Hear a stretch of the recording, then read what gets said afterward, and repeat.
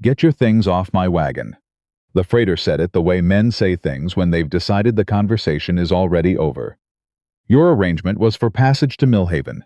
This is close enough." It was not close enough. Simone Baird could see the smudge of buildings on the flat horizon. Perhaps 12 miles east, perhaps more. And she was standing in the middle of the Alberta prairie in late September with 2 bags and a problem she had not entirely planned for. "My contract states delivery to Millhaven itself," she said. Her voice didn't waver, which she was grateful for. "I have the paper."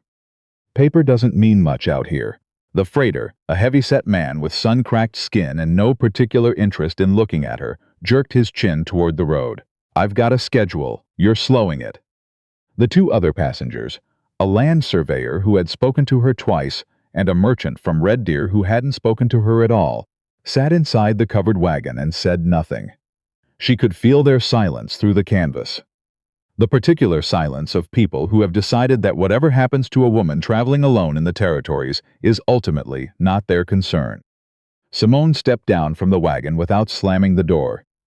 She picked up both bags from where the freighter had already dropped them in the grass, and she stood in the road and watched the wagon move away until the sound of the wheels faded into the wind. Then she sat on the larger bag, the one that had been her mother's before her, worn at the corners and good for sitting, and she made a list. This was something she had learned as a student nurse in Toronto, when her supervising physician had told her that a calm mind begins with a clear inventory. When the situation is at its worst, know what you have, not what you've lost, what you have. She had 2 bags, both intact. She had $14.60, which she had counted that morning on the supply wagon out of Calgary. She had a letter of employment from a Dr. Malcolm Pritchard of Millhaven, who had hired her as a community nurse for his small frontier practice. She had a wool coat suited for the season, 2 days of food wrapped in cloth, and a medical kit, her own, purchased over 2 years of careful saving, and the specific competence of a woman who had trained in one of the better hospital wards in Ontario, and had never once been told she wasn't good enough, only that she was inconvenient. She had approximately 3 hours of daylight. 12 miles was not possible before dark, 4 miles was. She stood up, she picked up her bags, she started walking east. The prairie in late September had a quality she hadn't been prepared for, even after reading about it. It was not hostile. It was simply indifferent, enormous and golden brown, and going on in every direction without apology, as though the land had decided long ago that it owed no one a gentler welcome. She walked with her bags alternating hands, and she thought about the things she had not put on the list.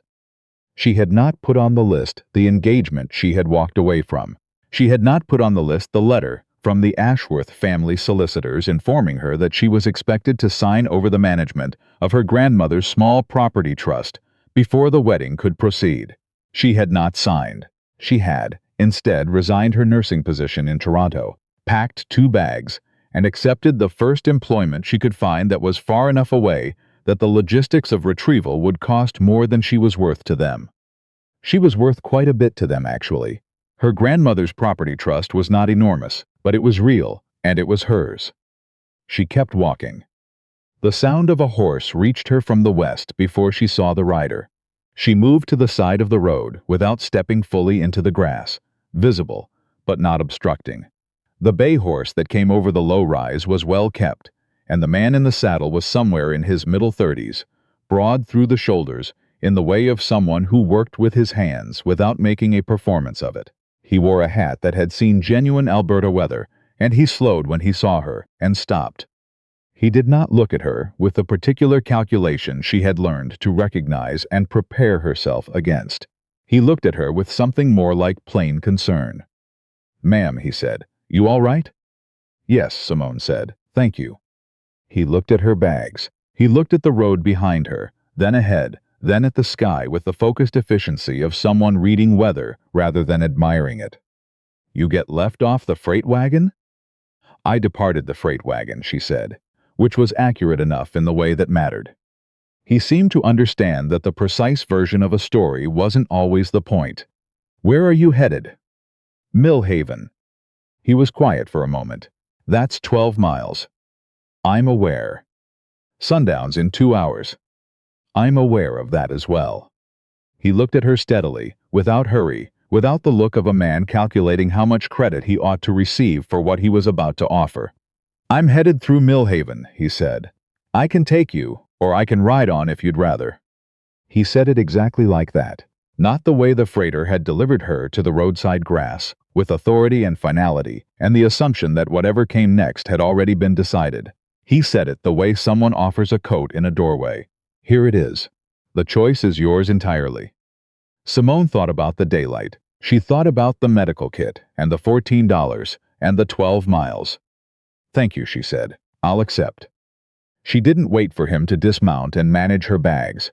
She secured them herself across the horse's hind quarters with the practical efficiency of someone who understood that needing assistance and being helpless were two entirely different things. He adjusted in the saddle to make room, and they rode east in the cooling afternoon air. Neither of them spoke for a while. Simone used the quiet, the way she used all quiet, to observe. The horse was well cared for. The man sat straight without stiffness. He bore no sidearm, which in her limited experience of the territories meant either that he was peaceful by nature or experienced enough not to need the advertisement. "I'm Simone Baird," she said finally, "from Toronto." "Lachlan Stirling," he said, "cattle rancher out of Millhaven." "That obvious?" "The horse and the direction," she said.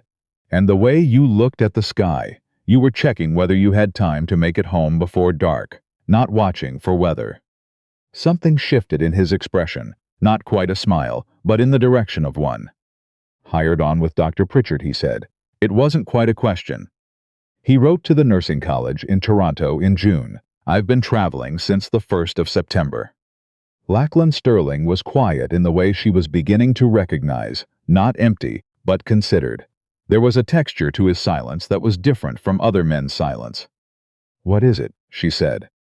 "Nothing certain," he said. "Tell me the uncertain version."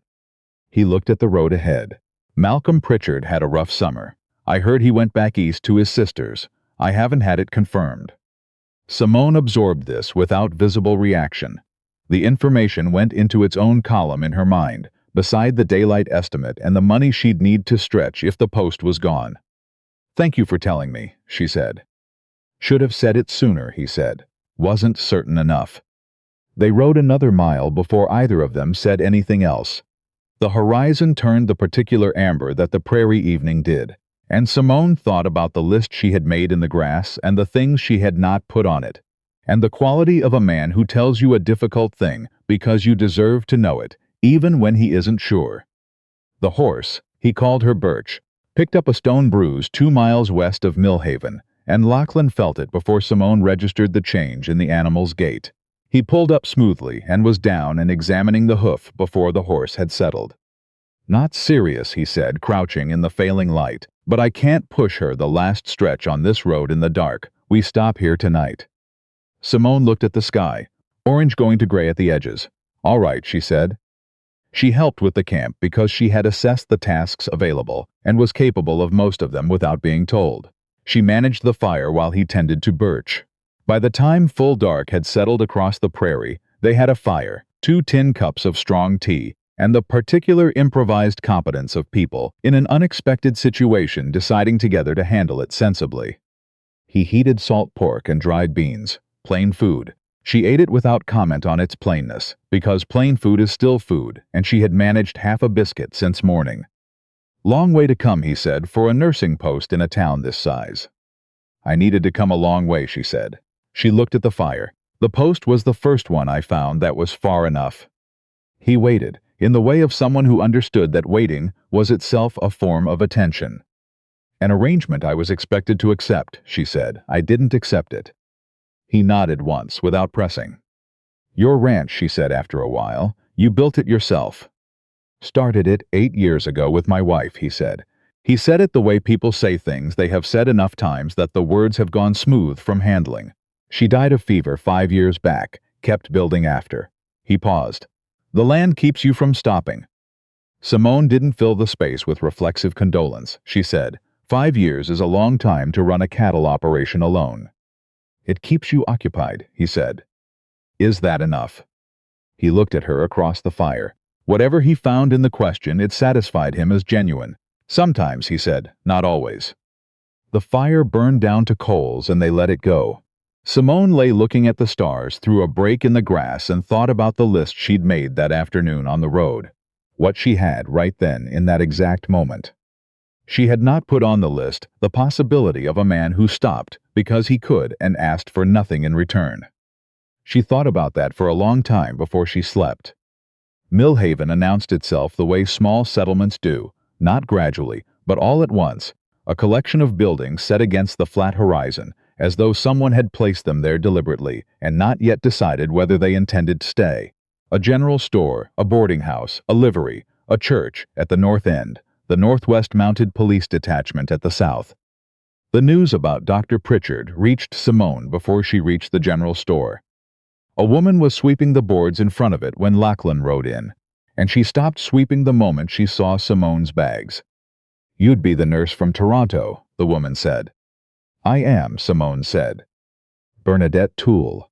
The woman was perhaps 50, square-shouldered, with gray coming in through dark hair and the bearing of someone long accustomed to being the most reliable person in any room. "I run the store with my husband. Come in. I'll put the kettle on and tell you myself before you hear it third-hand and wrong." Dr. Malcolm Pritchard had died in August. Heart failure, sudden, during a heat spell. His nephew had come from Halifax to settle the estate and then gone back east. The practice was empty. The letter of employment was, as a practical matter, worthless. Simone set her cup down and said nothing for a moment. The quality of the silence was its own response. "You're not going back," Bernadette Toole said. "I have no reason to go back," Simone said. "I came this far because this was far enough. The distance hasn't changed." Bernadette looked at her with the specific appraisal of one capable woman recognizing another when she sees one. "There's no doctor within 60 miles of here," she said. "People manage. But there are children with fevers and men with broken bones and women who have a complicated November ahead of them. They all do the best they can with what's here." She paused. "Which isn't much." "I'm a trained nurse," Simone said, "not a physician." "You're more than what we have," Bernadette said. "That counts for something in Millhaven." The door opened. Lachlan came in. He read the room the way she had noticed. He read most things, quickly and without drama. "Pritchard's gone," she said before he could ask. He nodded once.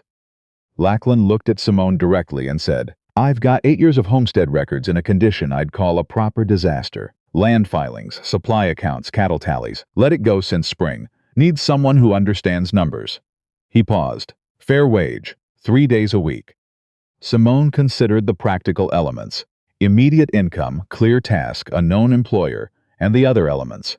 A man she had known for 1 day. A situation that would invite commentary in a town that had already demonstrated it noticed everything. "I'll need a room in town," she said. "My own accommodation." "I've got a room," Bernadette said, as though she had already worked this through. "Then I accept," Simone told Lachlan. "Temporarily, while I determine what else the town needs." "Temporarily is fine," he said. Something settled in his expression, the same quality she had noticed when he first offered her the ride. As though this was the correct outcome, and he was simply noting it. She found the problem in the land records on her 4th day at the Stirling homestead. She had been working through Lachlan's files methodically when she came across a pattern in the survey boundary notations that didn't accord with the original homestead filings. The discrepancies were small on any individual document, consistent across 11 separate claims. She set those files in their own stack and kept working. By midday, she had a clear picture. The district land agent, a man named Reginald Schofield, whose office sat near the grain depot, had been quietly amending survey boundaries in the registry copies after the original approvals. The changes diverted water access away from a cluster of smaller homesteads toward a parcel Schofield had filed in his wife's name the previous spring. Errors are inconsistent. This was not an error. She brought it to Lachlan at noon. He looked at the files. He looked at the comparison she had laid out, receipt beside receipt, notation beside notation. "How long?" he said. 14 months, based on what I can trace. The water rights won't matter until spring thaw, but the affected families will lose their access at exactly the moment it becomes critical." He looked at her. "You found this in my records." "I found it because I was looking at 2 sets of documents at the same time, and the numbers didn't agree. Someone should have done it sooner." Nobody was looking, he said. Nobody had a reason to look, she said. Now there is one. Constable Wendell Howe had been posted in Millhaven for 9 years and had the bearing of a man who had learned patience the hard way. He read Simone's formal summary of findings the way careful men read serious documents, front to back, without skimming. When he finished, he said, "This is thorough work." "The records did the work," Simone said. "I organized the records." He looked at her with the particular respect one competent person extends to another when they have been shown something that cost real effort. "I'll be speaking with Schofield this afternoon. I'd like you present." Schofield came into the constable's office expecting a misunderstanding. He sat down with the ease of a man who had navigated disputes before and knew how to smooth them over. The summary sheet changed that. He looked at it. He looked at Simone. The ease left his face. "Recording errors," he said. "These things happen over." "Errors are inconsistent," Simone said. "The pattern I've documented is consistent across 14 months and 11 claims. Consistent patterns have deliberate causes." She held his gaze. "Constable Howe isn't asking for an explanation of your filing methods. He's asking you to account for the variance." Howe, who had been sitting quietly with the manner of a man letting a situation fully surface before he positioned himself in it, leaned forward. "Reginald," he said, "the young woman's got a point about consistent patterns." The silence that followed was the silence of a position becoming untenable. The man from Toronto arrived on a Wednesday, 3 weeks after that. Bernadette told Simone before she had finished her morning tea. A man named Philip Cranston, well dressed in the Eastern fashion, had taken a room at the boarding house and was asking questions. About her, about who she worked for, about whether she had entered into any legal arrangements since arriving in Millhaven. Simone recognized the name before she recognized the description. Philip Cranston worked for the Ashworth family solicitors. She had sat across a table from him twice in Toronto, each time with paperwork in front of her and an expectation in the air. She told Lachlan that evening, without softening it or building toward it, because she had found over the weeks of working beside him that he handled the honest version better than anyone she had known, and that this quality was rarer than people supposed. "The engagement was arranged between my father and the Ashworth family," she said. "I was informed of it the way one is informed of a schedule change. Here is what will happen. Here is when." She kept her voice level because the levelness was something she had worked for long before Millhaven. "The property trust was the piece I wouldn't concede. My grandmother left it to me specifically. The Ashworths wanted it consolidated with their holdings before the wedding. I wouldn't sign the transfer documents." "So you left," Lachlan said. "I took the money I had earned managing my father's accounts for 3 years, which I considered a partial settlement for unpaid labor, and I purchased a railway ticket west." She paused. "I miscalculated slightly on how much the trust was worth to them. And Cranston is here to make you reconsider. He can't compel me legally. He knows that. What he can do is speak to people, suggest I abandon my obligations. In a town that's known me 3 weeks, that kind of suggestion lands differently than somewhere I'd spent years." Lachlan was quiet for a long moment. "Do you know what you've done in 3 weeks?" She waited. "You found fraud that's going to cost Schofield his position. You've treated 3 injuries and a child's fever that her parents were losing sleep over. Bernadette calls you by your first name, and she doesn't do that with people she doesn't trust." He met her eyes. "A man from Toronto with a briefcase doesn't outweigh that. Not in Millhaven." Philip Cranston came to the homestead on a Friday. Simone saw him coming and went to the door before he reached it. He made his case in the careful language of a man who knew precisely the boundary of what he could legally claim. Her obligations to the Ashworth family. The arrangement her father had entered into in good faith. The signed letter of intent from the previous March. "I signed no letter of intent," she said. "I was shown a document in March. I declined to sign it. Those are 2 different things." He pivoted. He would, he explained, be speaking with others in the community. The question of a woman who had left her family's financial obligations unresolved was a question that communities tended. The door opened behind her. Lachlan came in from the yard without hurrying and closed the door with exactly the pressure required to close a door. He looked at Philip Cranston with the direct, unhurried attention of a man who has all the time he needs. "I've spoken to Constable Howe," Lachlan said. "He's aware you're here. He considers reputation threats against residents of this district a matter requiring his direct attention." He held Cranston's gaze. "You want to have conversations, have them with him first. Everything you say to anyone in this community reaches him before the day's out. That's how this town works." Cranston's composure was very good, but something in his expression shifted. The same recalibration she had watched happen in Schofield's face. The moment when a man understands the ground beneath his strategy has changed. "This matter isn't concluded," Cranston said. "For your sake," Simone said quietly. "I hope it is." He left. The sound of his horse leaving the yard was one of the better sounds she could remember. She sat down in the chair by the records table and felt the physical release of sustained tension going out of her. Not dramatic, just the quiet unclenching of muscles that had been braced longer than she'd realized. "You all right?" Lachlan said. "Yes, and because he had earned the honest version, that was the conversation I'd been dreading since I left Toronto. I wasn't certain I could hold it." "You held it before I came in," he said. "I know," she said, "but it helped, having someone at the door." The letter from her brother Arthur arrived on a Thursday. Arthur Baird was 24, working as a junior clerk in an accounting firm on King Street, and had apparently decided in the weeks since Simone's departure that doing nothing was its own kind of choice, and he was done making it. He had written 7 pages in handwriting that grew more agitated with every paragraph, slanting further to the right as though urgency were inclining the words. The letter of intent the Ashworths were citing, the document Cranston claimed she had signed, had surfaced in their solicitor's office. Arthur had seen it. He had been in the room the previous March. He was, he wrote, absolutely certain that Simone had not signed anything at that meeting, because he had watched her specifically decline to, and had heard her say clearly, in front of 4 other people, that she would not sign anything without independent legal review. The document was not real. Simone stood in Bernadette's back room where she read her post, and she read that paragraph 3 times. She had not cried since the freight road. She did not cry now. She pressed her hand flat against Arthur's letter, against her own chest, and she breathed, and she let the thing happening in her chest simply happen without trying to manage it, which was harder than crying would have been. She brought the letter to Lachlan that evening. He read it. He set it down. "Good," he said.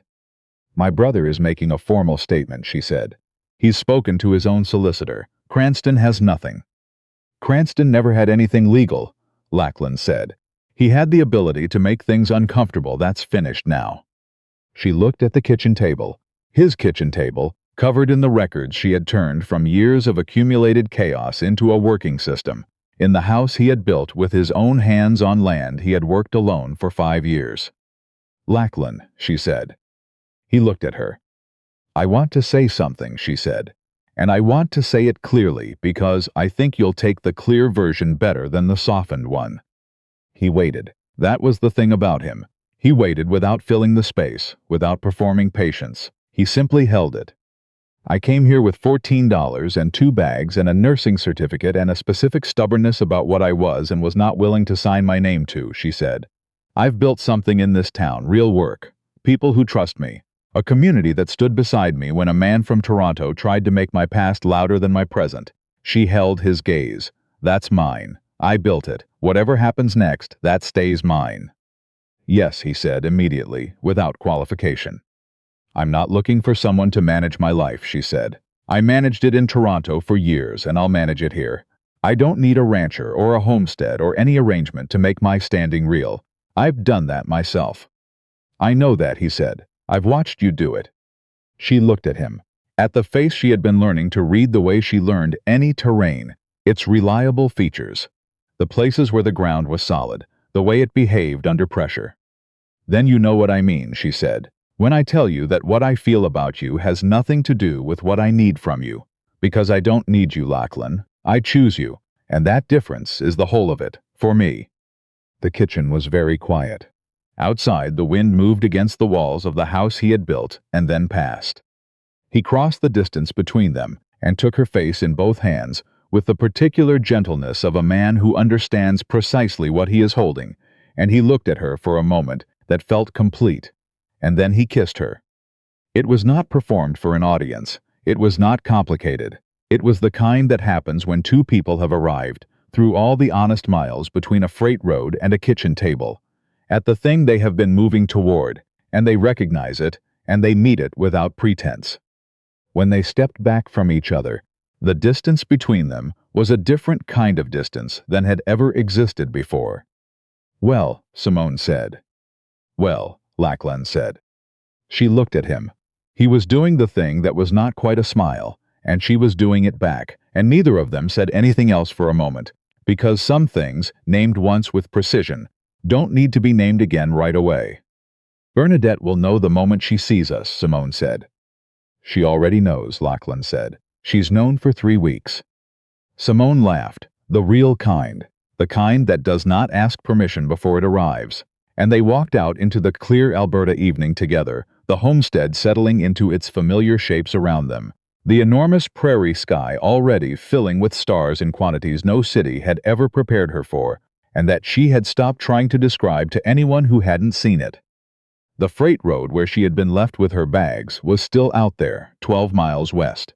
The grass had already grown back across the ruts. She did not need to see it to know it had been the beginning of everything that mattered.